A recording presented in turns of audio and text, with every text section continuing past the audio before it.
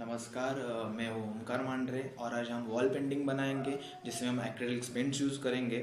और ये painting wall पेड़ पे बैठे हुए पैरोट का पेंटिंग रहेगा।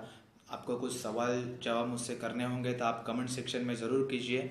और चलो अब शुरू करते हैं। Thank you.